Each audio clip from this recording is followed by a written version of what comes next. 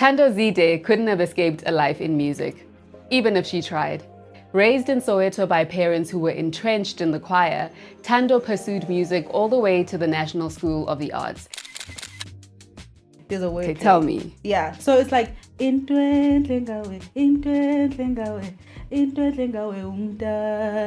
So people would sort of be like, oh, umdali intwentle ngawe mdali is 1 2 3. That's not what I'm saying. It's like intwentle umdali wenza intwentle. That's why there's a line in the song that says wenza intwentle. So he did. He made this thing possible. And dropped a few singles before releasing her defining EP, Umvulo, in 2023. Since then, she's been one to watch and hear as she makes her mark on music in Mzansi. Let's talk to Thando.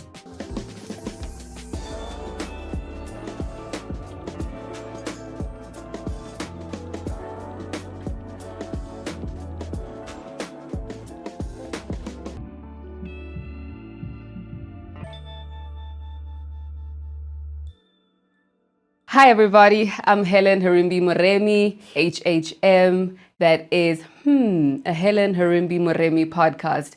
And this is the space where I get to speak to people who really make me go, people who really intrigue me. People like Thando Zide. How are you? I'm good. How are you? Thank you so much for coming to the pod. Thank you for having me. I feel like there's so much I want to know about you, and there's so little online that we're gonna unpack. I had no idea you studied social work even. Yeah. So there's a lot for us to chat about. But before we get there, because this is a show about what interests and intrigues me, what's been interesting and intriguing you in the past couple of days?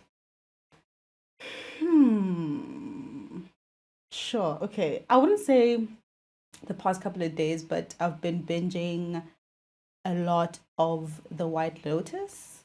Oh, the new season. Yes. Okay. Yes. I don't know, man. It's just, just getting into the minds of the more privileged people and just how they use their wealth and how that position sort of impacts them or influences how they, approach the world and other people around them is interesting. So oh my gosh, you are a social worker. Didn't even think of it that way, but that's interesting. Okay, cool. I haven't been watching that new season, but maybe I'll catch up. Yeah. One of the spaces that my intrigue around you started was the Manana album. And I remember speaking to him because I was convinced he put an effect on his voice. And I was talking to him about the song. And he was like, that's not even me. That's Thando Zide. Whoa. Yeah. And for those of you who don't know, it's literally a minute and 10 seconds. Yeah, it's like an interlude thing. Yeah. Tell me about that song. It's short, but it's impactful. And I didn't even know it was you. Sure. So Manana sent me a snippet, right? Actually, he sent me the full version of Why, where he features, I think Solace is her name. Yeah, sorry if I'm butchering it. But he sent me that and he was like, dude, I need you to do some vocal arrangement on this. Just have your way. And I was like, okay. Because he knows that I'm just into just the messiness of vocals. So he was like, he didn't give any direction. He was like, just do your thing. So what is the messiness of vocals? Just the tension that vocals can create.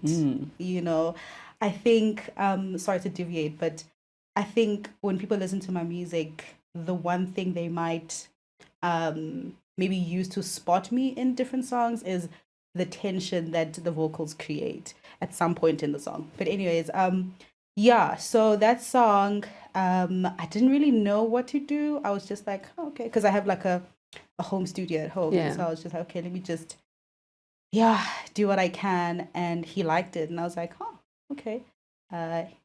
So I was about to say something, but I think the announcement will come when it needs to. An announcement.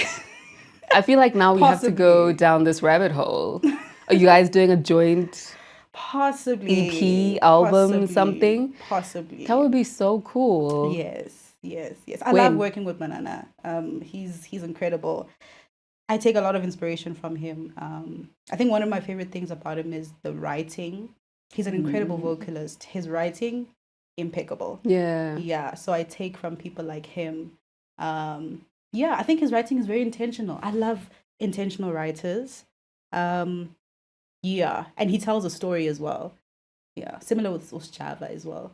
When I think about it. Thank you. So this interlude, right? Because you were supposed to do vocal arrangement, and then you ended up being on an interlude. Yes. Right. So what is it that you were feeling when you wanted to write about love always winning? Yeah, because that's in essence what it's about. Yeah. Sure. I think I was just going through a real life situation where I could not, I think I'm kind of still going through that, but I was just not ready to sort of accept the fact that this situation is not going to be as I expected it or as I wished. So the confusion and the frustration around that situation sort of made me resonate with the message of why, because it's like, why are we doing this to ourselves? We know what we want, but something is just preventing us from making this thing to be this magical experience that we want it to be. But the interlude is basically saying, listen, only love wins. At the end of the day, it will win. Yeah, it will win. Even if it doesn't mean that me and this person end up together, but it's just like, no, whatever happens, love won at the end of the day. Yeah. That also feels like you're hyping yourself up. Like, love is gonna win. It's gonna work out. Like consoling yourself. Yeah, definitely. Okay, and then obviously that wasn't your only collab with Manana. Yes. Ilang. I think I've had that song on repeat for like a while, just knowing that I'm gonna come and speak to you. Which also I just feel like it's unfair of us to ask artists like to have a lot of music and to keep dropping music, but really with you I feel like I need more music. You haven't dropped since 2024. Well, yeah, because you dropped a single last year. Yes. But like an EP or a fuller body of work you haven't dropped. Why are you taking your time on us? Firstly, I mean, I understand when people want artists to sort of like release, we're waiting, because it's what we do. If we're not working or releasing, then why are you being an artist? Or, so I do totally get it. But I think for me, because I have been working on songs, so there's no time where I'm not making a song or meeting with like an artist in studio writing. So it's constant work. But I think for me, it's just a matter of wanting to write from a place of intention and meaningfulness. I never want to find myself pressurizing myself and saying, no, write a song, you need to take out something, because then I won't say anything. You listen to the song and you'll be like, okay, what did she say? Yeah. So I always want my work to sort of, to mean something, for me to say, okay, I went through that, or my sister told me about this, let me try and write about this. I don't want to take things from space and just, so that's the reason basically. Just collecting experiences and writing. Yeah. And you have to live in order to collect those experiences. Exactly. Because Ilang came before Islilo Sothando. Are they connected? No. Why would you ask that question? I'm interested. Did you see like a connection or? Yes. Okay. Because, and I mean, you're saying no, they're not connected, right? But like, hear my train of thought. I'm thinking about, if you're saying Islilo Sothando is about you trying to accept this thing that's happening in this relationship, and then you're saying at the end of the day, love wins, right? Yeah. Love always wins. And then before that, in 2023, it's like, yo, your birthday's coming up. Yeah. We're not in the greatest space. Yes. That feels to me like we started at your birthday's coming up and we're not in a good space. But you know what? Love will win ultimately. And now it doesn't matter because... What a connection. That's such a brilliant connection. Yeah, I mean, that makes total sense because Ilang is a breakup song, right? Yeah, it is a breakup song. So, I mean, it does make sense to sort of connect that and say, yes, we broke up. I miss you. You know, what do I do with myself now that you're not here? And then it's like, but you know what, at the end of the day, love wins. So yeah, I guess there is. But I was definitely not thinking about Ilang Alako in writing that song. Yeah. But it's interesting how, you know, messages sort of, filter down through the art that you make. Yeah. So what I enjoy many things about Ilang Alako, but one of the things is it's such a novel concept to anchor it in your birthday's coming up. Because like, who thinks about that, right? Yeah. So talk to me a little bit about what you guys were thinking about. Like, how does that song even come together? Are you writing it together? Like, how does it happen? Yeah, so we met in studio, and this was actually the first time meeting Umanana, together with Fundile, who's the producer of the song. Yeah, so we met, we sat down, we chatted, and yeah, for a long time before actually getting into work, we just sat and just spoke, you know. And as we were writing the song, I think it was Manana who was like, "Your birthday is coming up, right?" And I was just like, how can I tie something to that? Because I was just like, obviously, I don't want this to be a birthday song. You know, I don't want this to be like, yeah, you know. Also, I think I was just going through a very, like, hectic time emotionally. So I think it was a natural, I don't think it was a conscious, like, decision for me to say, okay, let me make this like a somber song. I think it was difficult. It would have been difficult for me to try and make that a happy song when I was not in a happy state. So yeah, naturally when he said your birthday is coming up, I was just like, okay, langa lako lifigile, you know. Yeah, and then it just became the somber song, and people were like, yeah, it feels like a breakup song. On YouTube, I saw people on the comments writing just beautiful analogies of the song, and I was just like, oh guys, this is amazing. And so I appreciate the fact that people got the message that we were trying to portray. Yeah. I also think, and you tell me how you feel, right? But I think that there's often a reset that can save relationships, right? So if you guys say we're not in a great space, but because it's your birthday, let's put on the happy face, let's do, it can actually maybe make, like, let people's guards down, and then you start to solve your issues. So I also thought about it like that. Like, it's such a great message to kind of think about. Like, sometimes you need a reset. Yeah. What do you think? For sure. I mean, sure. When you're out, you're out. That's what you think. Yeah, I mean, no, I mean, your point does make sense, you know, to say, let's think back on the beautiful moments, you know, like it's your birthday. Remember what we used to do, and, you know, remember how I used to celebrate you, how you used to celebrate me, da da da. But I think for me, I'm getting too personal here, but but I think, yeah, you're right. For me, it's like when you're out, because I just feel like second chances for me are just a weird thing. Yeah. You know, like going back to something that you let go of. It's sort of like, it's weird because to me, it's like it never worked out for a reason. Yeah. So don't go back. Yeah. So if that's your sub, catch it before she gets too personal. But another thing I wanted to say about these two songs, right? And actually maybe even most of your body of work, it seems like the center is often love, whether it's like a relationship love or not, right? And I'm wondering if a part of that is because of your name. Like, are you always drawn to expressing love? I would say it's the opposite of that, actually. Because I always think about how my name is Thando, like directly translated, it's great love, Thando Z, right? And yes, I mean, I write about love, and I wouldn't say I'm a fan of love, guys. You know what? What?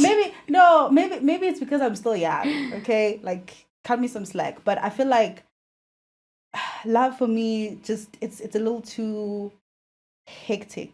You It's mean a like little, romantic love? yes, romantic love. It's a little too hectic, and I'll say why. I just feel like, I mean, I've never lived in another time, so I don't want to say love these days, but I just feel like love is so complicated. For me, I wear my heart on my sleeves, and I mean, I never used to always be like this. I used to love. I used to be, Yeah. all for it, but I feel like experiences just, they alter you, man. I think they alter you, and I think also me writing about love in such, I mean, I think majority of the time positive ways is kind of my subconscious yearning for that love, even though like in reality I don't necessarily make space for it. Yeah. So my name being Thando Z is quite interesting because it's like, it's ironic, like I'm contradicting my actual the prophecy that was spoken over me by my parents giving me that name. Yeah. That's so interesting. Intwentle feels like it's not romantic love, right? It feels like a love letter to God. Is that an accurate reading of? No. Oh, no. So when I was writing, I feel like you just came in here to dash all my dreams. I'm like, oh, this is how your songs make me think and feel, and you're like, no, that's no, but that's the not interesting it. thing. Like, no, that's the interesting thing about it, and I accept every interpretation that people come with, because to me, it's always beautiful when people tell me what they're feeling about the art that I make. I'm like, wow, like, I go home and I think about that, and yeah, I'm really appreciative of that. But Intwentle is about actual romantic love. Oh. Yeah, so it's like, I thank God for this love that, I get to share with you.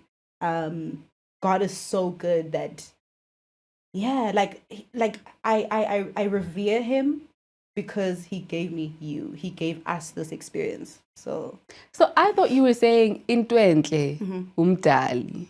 So the word play there, there's a word Okay, play. tell me. Yeah. So it's like intwentle ngawe, intwentle ngawe, intwentle ngawe umdali. So people would sort of be like, oh, umdali, intwentle ngawe mdali is 1, 2, 3. That's not what I'm saying. It's like intwentle umdali wenzi intwentle. That's why there's a line in the song that says wenzi intwentle. So he did.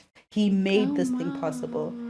Yeah. That's amazing. Yeah. Your voice like just gives me so unfair. Oh man. Thank you. But still on that song, I also like that it's super South African, man. Because you also, I don't like the way you're looking at me, because I feel like you're like, oh, another thing I wasn't thinking about. No, yeah. Because you tell us, this is the Xhosa saying, and then Abesuthu bathi. Yes. Lerato la hao la mfodisa. That's also why I thought, oh, it's about God, because who else can heal you? You don't think people can heal you? No. Okay. I think people can be used by God to heal you, but people are weird. So people are weird. Yeah. And beautiful at the same time. So yeah, I guess for me, like the healing part of it is, I was listening to a podcast this morning actually, and is it Gabor Mate? I think I'm butchering his name, but he was basically saying people, like, relationships are an essential part of healing. Us as individuals, especially the childhood traumas that we've gone through. So you can't heal in solace, or you can't be a recluse and think everything's going to work out, but just go out and experience relationships with human beings, have conversations, and also just look at the feedback that you get from those interactions, and that plays a part in your healing. So I guess that song comes from that point of view. Yeah. Interesting. And typically, when someone listens to your songs, it's usually in, I would say, Nguni language, because I'm not always sure if you're singing in Xhosa or in Yeah. isiZulu. It's a mixture. Yeah. But this time you slotted in the Sotho line. Why? So my mom's Tswana. Oh. Yes, my mom's Tswana. I'm bad at Tswana. I'm so bad. Like, I used to have friends who would tease me all the time. They're like, girl, your mom's Tswana, but you don't know. I speak Tswana like I speak Sotho. Okay. And I think that's a Joburg thing. That's a Gauteng thing. So, yeah. But my whole family speaks like Botswana, Tswana, but I'm just the Joburger. But yeah, I try to sort of incorporate the little that I know of Tswana or Sotho into the music. And then the mixture of isiXhosa and isiZulu, my father's Xhosa. And so it's never an intentional thing, actually. It's never a thing of like, okay, let me mix the languages. But it's a thing of like, because I'm not fluent in isiXhosa as well. Yeah. But isiZulu, I'm a little bit better. I wouldn't say like KZN Zulu, but like I'm a little bit better. Like Soweto Zulu. Soweto Zulu, yes, So it just happens, when you try, how we speak as South Africans. Like, you'll find this intermingling of like all these different languages, and then it's just, we understand what you're saying, though. Yeah. So I think that's what ends up happening when I mix isiZulu and isiXhosa. Okay. Yeah. And just speaking a little bit about your parents, I know some of your background is they sang all the time, right? Like, are they part of a choir? Like, what's the story? They used to be. Okay. So that's how they met. I remember having a conversation with my dad, and I was like, how did you guys meet? I mean, they're no longer together now, but he spoke very fondly of that experience, and they met at a choir. He was the conductor as well as the tenor, and then she sang soprano. So yeah, it was just, people, instead of coming to work and sing, they're focusing on other things. So it was meant to be, because then we wouldn't have you. I guess. Yeah. And then at home, they would always sing. And I think this is like an experience most African people will relate to. We always sing, right? So, I would say my first experience with music was me being an audience, because at any gathering, my parents would, especially my dad is in isiXhosa bathi ulinxila lengoma, He gets drunk off songs. Yes, like music just intoxicates him. So yeah, he would always just be like, let's sing. And I find myself being that person now with my cousins, and I'm like, guys, sing, and they're always just so annoyed. But I love that. That's so great. Yeah. I'm a really big fan of your voice. Appreciate that. And I'm very late to the Thando Zide fan club. Where do we pick up our membership cards? Well, no, I'm joking. I mean, I am quite new, right? In this whole like making music space. I mean, I started releasing music in 2020. And then before that, obviously there was like some work that my friends and I would do at Joburg Theatre and at different communities. I remember we did like a whole play at some church in Alexandra, and it was just one of those things, just being active on the ground. And then releasing was 2020. Yeah. So I am quite new. This is like the 5th year. We're going into the 5th year. Yeah, it's been an interesting journey. So I would say the memberships, you can pick them up with the next coming album. Okay. Yes. I'm going to hold you to it. But also, like, I think I'm such a big fan of your voice because it doesn't sound like something I specifically know. Like, sometimes I feel like with Dawn, for example, I feel like I hear a little bit of Anita Baker. And then sometimes I feel like there's some Sibongile Khumalo, but it's never like you sound like those people. It's never like you're mimicking those people. It feels like something familiar, something that like familiar and foreign at the same time. For sure. So can you talk to me about like how you developed your voice? Like how, because I think you would agree that you don't sound like everybody. You don't sound like the radio. Sure, okay. It's the first time someone, I would say, I wouldn't say compare, but like someone saying, when I listen to you, I hear Anita Baker or, Mams Bongile.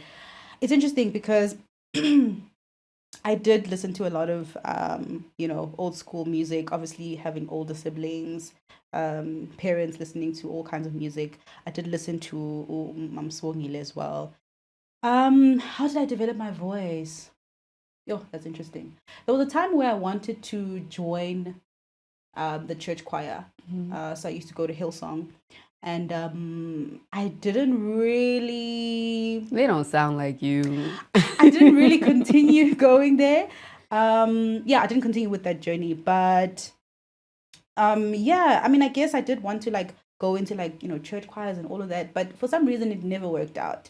But I think developing my voice, definitely listening to different artists who were not necessarily mainstream, but artists who were just very, or to me, felt, how do I put this? Felt real. I wish I had a better way of saying this, but artists who just felt like I'm singing because I just want to sing and I want to put this emotion across. So whenever I think about music or whenever I think about shaping the voice, because the voice is an instrument, right? And you don't just like blurt it out, but like you are intentional about how you approach a certain tone and all of that. So whenever I think of a song, for example, that I want to work on, I think of an emotion or a feeling that I'm trying to sort of portray or like put across. And I try by all means to sort of, let's say I'm thinking of a hug. I'm like, what would a hug sound like? What would a hug... So great. Yeah, like what would a hug sound like if someone sang a hug? So I think that's one of the ways my voice got developed, is that I just think of how I want to feel, how I want people to feel. Another thing is that I did a lot of a cappella, singing with friends in high school. I went to NSA in Braamfontein. So we did a lot of singing. Were you guys inspired by the soil? Because you're quite young. Yeah. The soil. That's a no then. Yeah, no. Not really. I mean, we did listen to the soil, but not really, Shem. I think a lot of what inspired us was Usisimpiwe Dana's work. So we would take that, her work and just arrange it into a cappella and all of that. And I think it's because she, like I said, artists who sound real, she sounded different. Yeah, I know I'm going on a tangent, but I think what I'm trying to say is that an artist who doesn't sound like what I hear on the radio every day, to me, is intriguing. I'm just like, sure, I wonder, like, because to me it screams originality. Yeah. I'm just like, yo, I love this. Yeah. I love that. Yeah. So then in high school, so like you said, you went to the National School of the Arts, right? Who's famous from your year? From my year, I cannot think of anybody, but famous. I cannot think of anybody, but I can think of someone who was my matric at the time when I was in grade 8, I think. Yeah. It was Keenan Meyer, brilliant pianist. Yeah. And then Zoe, I came way after Zoe.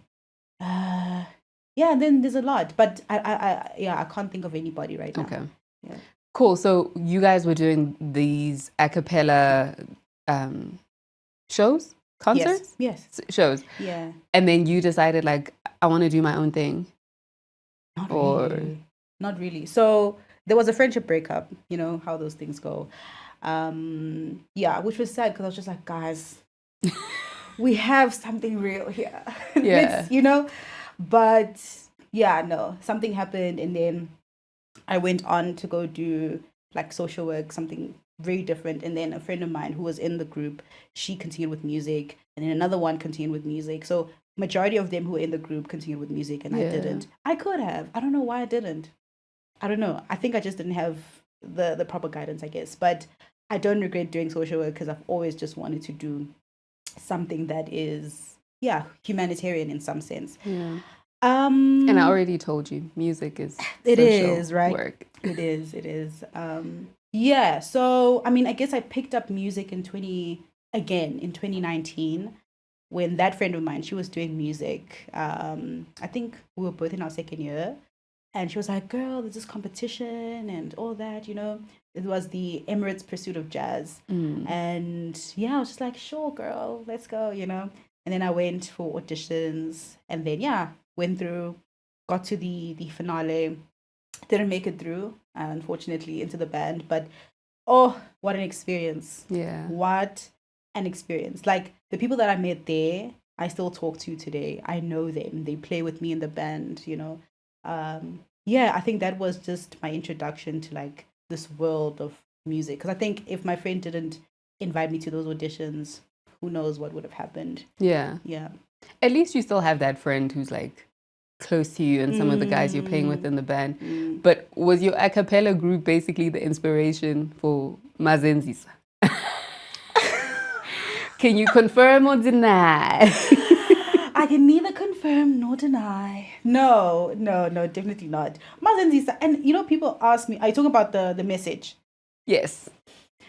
People ask me a lot about what Mazenzisa is about. And I'm like, it's not personal, Shem. Like, I mean, maybe, I took like some of the experiences that I've gone through in life, like betrayal, because we've all gone through betrayal and all that, being backstabbed and, Yeah. So maybe I took it from that. But I just took it from experiences. Like we all, have social media. We watch all these, TV shows and all that. And you just get a sense of how human beings interact with each other. And you're just like, betrayal is such a thing. Yeah. And Abantu Abadala, that's why I say on the song, Bati khulu uzozibonela or something like that. Khulu uzobona, khulu uzofunda. And the elderly always say that.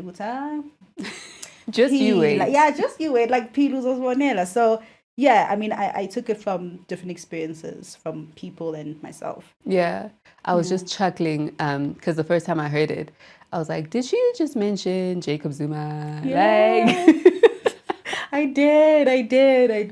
I'm glad you picked that up. I'm glad. so funny. Yeah, no. That was just a little, a pokey thing, fun thing. I'm not Zulu, so a lot of people when they listen to my music, they will think I'm Zulu because of the references that I use and just the languaging.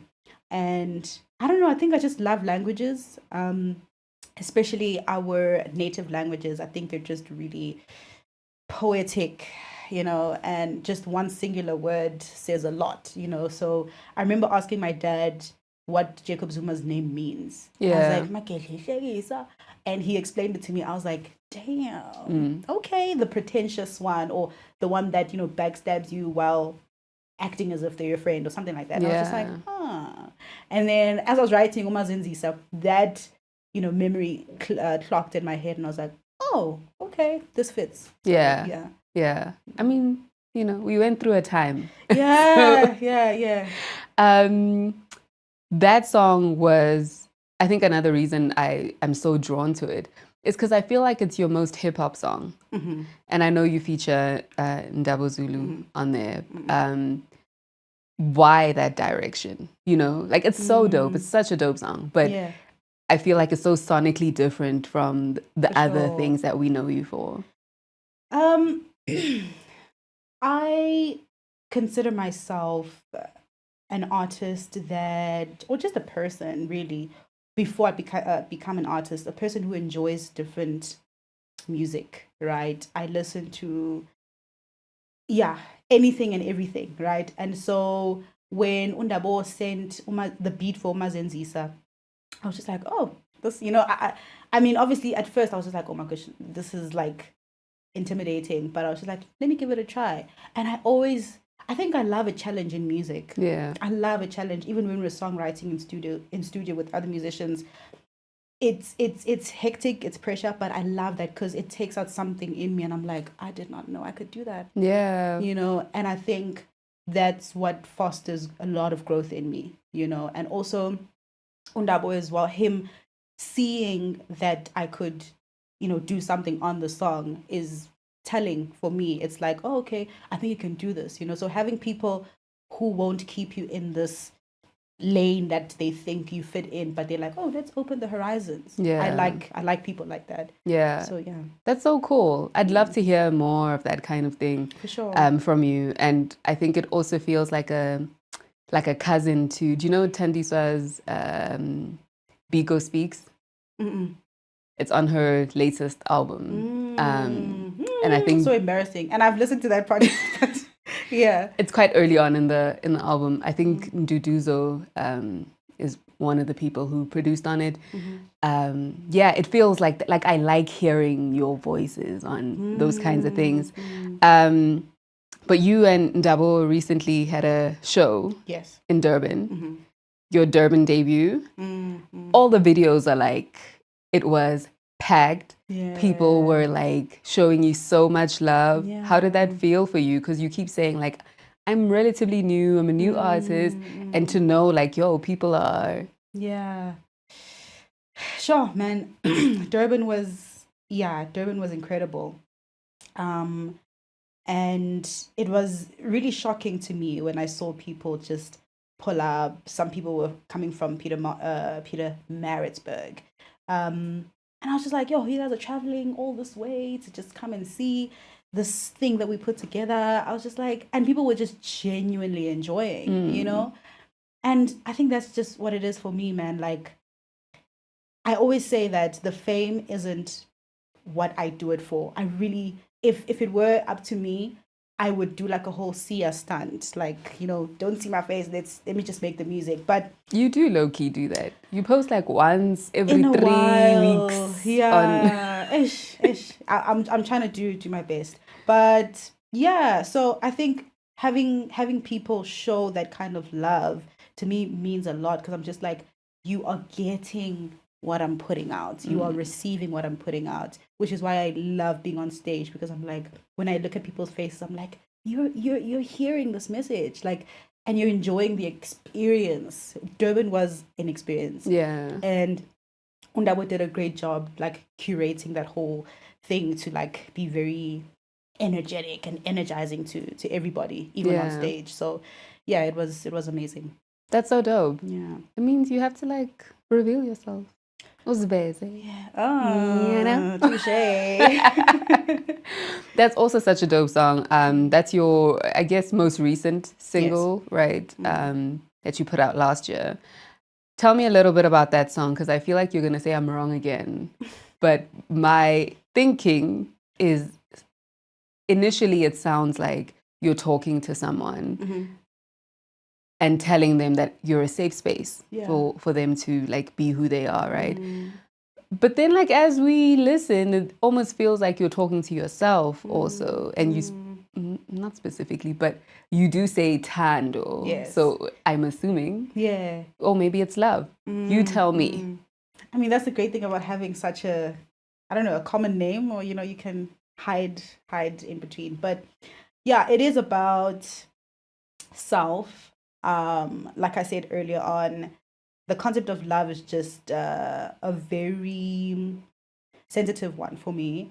And it sort of is, it becomes challenging for me to sort of like comfortably, exist in love, I guess, in real life. So yeah, it is basically me saying, listen, girl, like, you haven't, shown your past experiences or past partners the love that they've always just wanted from you. What's the problem? They've shown you that they are a safe space to you, and so on and so forth, but you've just had trouble sort of receiving that. Yeah, so it's like Zivez. It's like me basically telling myself, like, it's okay, like, just accept love and like, yeah, like, open up and just let love do its thing. Yeah, and also see the goodness in people. Yeah, I think it's a reminder of me to remember that. Yeah, and the goodness in yourself, right? Because self-love is the best. For sure. Do you feel like it's been easy or hard to show yourself specifically in the music industry? Yeah, very difficult. Oh yeah. Very difficult. Guys, I always say like being known or like seen is not and I use the term celebrity because celebrity just means you're this person that's known, right? For me, it's like it's not a natural thing for humans. I don't think it comes naturally for humans to always have people know you, or like hundreds and thousands of people know you. Like it's when you think about it, it's like that's actually very strange. So yeah, it's been really difficult to sort of like show myself. And also I think it's because I'm quite young and I'm just trying to, within myself, firstly, to understand who I am, figure myself out. And yeah, so having to sort of, having that pressure, and I'm not saying this in a negative way, but having that demand rather of like, oh, we want to hear you, we want to, in my head, I'm like, I'm trying to figure myself out. Yeah. Because I don't want to find myself, I don't know, presenting a me that I'm not really, whether the real me is, favorable or it's unfavorable, it doesn't matter. But I'm just trying to figure out myself. And so it's been really difficult. Yeah, extremely difficult, not gonna lie. Yeah. But maybe it's meant to be like that, because I really like the way that you're talking about like how young you are and just like, I guess, being intentional, about knowing yourself. Yeah. Because ultimately the industry will ravage you if you are unsure of who you are and you're trying to be everything to everyone. For sure. So I think that intention is really, really dope. And also speaking of intentions, because you mentioned it earlier, the Ilang, going back there. Was it at all inspired by Snow Allegra? No. Because when I listen to it, I'm like, it feels like it could go into, I think the song is called It's Like That. Okay. Do you know it? Like, no, the I one don't. where she's like, don't say you love me when it's like that. So now when you go home, you must go listen to it. And then you must also go listen to, do you know Thando's Groove? Thando's Groove. By Sibongile Khumalo. Yes. Okay, cool. Yes. I'm glad you know that one. So then my work here is done. I think maybe you've already kind of teased that there might be a collaboration, something coming. But for you personally, like what else is on the horizon? What should we be looking out for? I'm working on a project produced by Ufiji Makeba. Oh, dope. Love Fiji. I love Fiji. Yeah, so really, really excited. My friend Tato Mudika, he goes by Phonics, is helping me with like, everything. Just, the final touches of the project. So the songs are done. We're just in post-production right now. Oh, amazing. Yeah. Is that going to be like a collaboration album or? No, it's just Thando Zide. It's just you. Yeah. Dope. Yeah. But so, there's features here and there. Yeah. When can we expect that? Mid-year. Okay. Mid-year, yeah. I know you said you've got a home studio. When you've got your software open, how many tracks are on there? Like, because I feel like you stack and stack and stack and stack and stack your vocals. It depends. It depends, honestly. But I think generally it's like about 16 or so. I knew. That's not even a lot. Yeah. Because like a track could have like one small, like, element that just changes the whole harmony, for example. So yeah, it's just to build. Like I said, I like the tension in vocals. And to some people, it may be like, it's a lot, but I love that. So yeah, just creating that tension for me is just, interesting. I love it. I definitely need lyrics. Like I have to read your words while I'm hearing you sometimes because like just it's very ethereal. It's very like I really enjoy it. Thank you. So thank you for coming through. hanging out with me. I feel like I'm looking forward to not only the membership card, but also for like what else you have in store for us. You know, like I feel like I say this a lot on the show, that I feel like there's a lot of people who are one-of-ones, you know, which also sounds counterintuitive, but in their relative spaces, you know, like I feel like what you're doing with your voice is so different, so fresh, so like it's going to be so important for South African music and the canon going forward. So please don't stop. I appreciate that. Thank you. Thank you for having me. Yeah, I appreciate having conversations in general with people, but especially conversations as Thando Zide, you know. Yeah, to sort of just get used to this whole telling people about this artist, this art that I'm trying to make. So yeah, investing yourself. Versing myself. Thank you, Thando Zide. That's Thando Zide. I'm Helen Herimbi-Moremi. I think we'll see you on the next episode.